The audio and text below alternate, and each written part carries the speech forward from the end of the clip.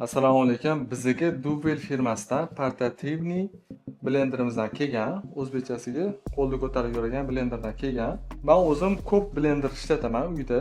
Katta blenderdan ko'ra mana shunaqa portativniy ishlataman, lekin uni ko'rishim bilan yaqqol ajralib turgan taraflarni ko'rdim. Birinchi bo'lib sizlarga tanishtirib o'taman.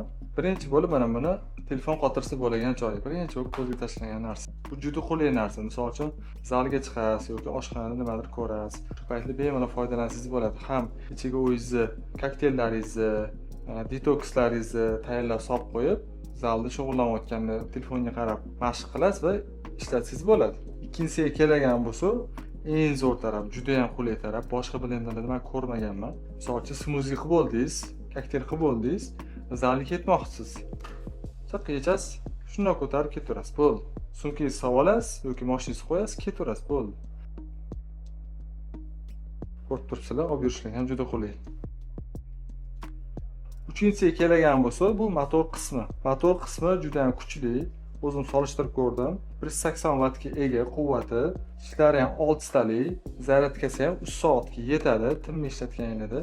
O'zini 3 xil programmasiga ega. Xohlagan programma bilan bosasizlar, bu o'zi avtomatik past baland bo'lib ishlaydi. Misol uchun bu skors emas, bu programma. Misol uchun smuzi qilmoqchisizlar, smuzini bitta bosib qo'ysanglar, o'zi baland bo'ladi, bir past bo'ladi. O'shanda zo'r aylantirib, mix qilib, ko'pirtirib beradi. Sizlarga juda ham qulay bu. Suv sig'imiga kelgan bo'lsa, 600 mg suv ketadi. Endi ko'rinishini ko'rib turibsizlar, juda ham chiroyli, skromniy, matli seriyanga ega. Zaryadkasiga kelgan bo'lsa, Type-C zaryadka orqali bemalol zaryadka qilsanglar bo'ladi, komplektda chiqadi. Kelinglar endi ishlatib ko'ramiz. Qopqog'ini ochib olasizlar, mana. Protein tayyorlaymiz. Protein solamiz. Hozir unga banana solamiz. Shu bo'lsa so'rsam bu.